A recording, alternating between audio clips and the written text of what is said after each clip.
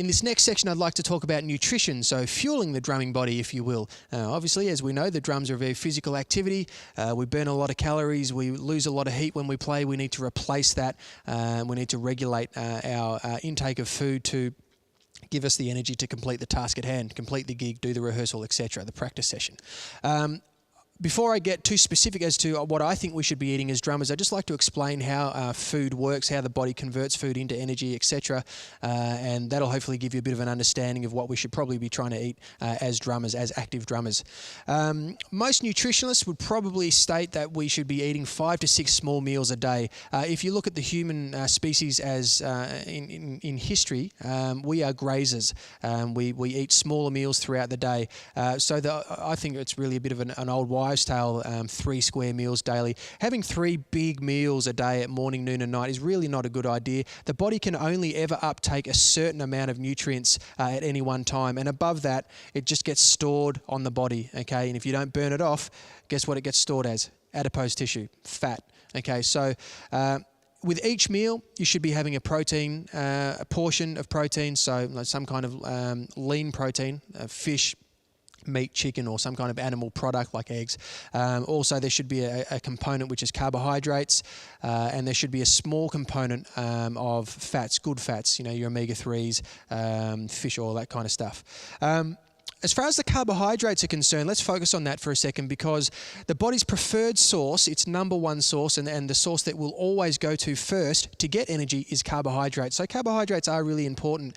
When we eat carbohydrates, the body breaks it down into the bloodstream as glucose, and it then gets stored in the liver and the muscles as glycogen. And it's basically our blood sugar. And the body will always, if it has carbohydrates, will always turn to carbohydrates first before fat as the preferred source of getting energy to do whatever it is that we're drumming, whatever it is that we're doing.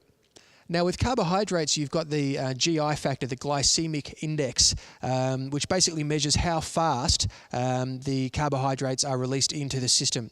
So you have low GI, which are basically the good carbohydrates. With low GI, or otherwise known as complex carbohydrates, they are released into the bloodstream very slowly, very gradually, and for a long time. So if you graph it out, if this is the amount of carbohydrates going up, and this is time across here, we get just a little bit at the start, and then we maintain throughout a long period of time, be that 5-6 hours, something like that, depending on what you eat. And that's your things like your broccoli, your green beans, zucchini, things like that. Medium GI is released into the bloodstream faster, and we get a bit of a peak, and then it comes down again. Okay, so we're not getting as much energy, but we're getting more energy for a shorter amount of time. And medium GI foods are good. I have medium GI foods maybe before a gig, so I get a fair amount of stored energy, and then I can use that energy over the course of 2 or 3 hours at the gig, by which stage it's probably all gone. Then you've got high GI foods, which is basically all your junk, like your chocolate, your lollies, your cake, your full-strength beer, your Alka Pops, all those sorts of really high sugar foods and drinks, soft drink of course, where you basically get a spike of energy. It's really simple sugar. It's not complex. It's really simple, so it goes straight into the bloodstream straight away. You get that rush. Wow, I've just had a Red Bull. I've just had a red cordial. I've buzzing around for 10 minutes. Boom, you crash straight away after. What happens is, 2 things are wrong with that picture. You go up, yes, you get your initial rush, which lasts for not long. Then you crash. What happens is, when the body senses that you've got a rush of simple sugar, glucose, the pancreas shoots out insulin to regulate that. The insulin shoots out and it brings it down, because it's not supposed to be up there. It brings it down. But what happens is it goes below homeostasis, which is kind of base level for your blood sugar. It goes below what's called homeostasis, and that's the crash feeling. Okay, after the initial rush feeling. So instead of having a good meal with your broccoli and whatnot, it doesn't taste that good. It's not that, you don't get a rush or anything, but you feel good for the rest of the day. You felt good for 10 minutes. Now you feel like crap because you've just gone below homeostasis. So you crave more sugar again because you're in this low period. So you have more sugar and you go up again. And then you go down again, and then you feel like crap, and then you go, I'm buzzing, no good, and you go up and down, up, down. 2 problems with that.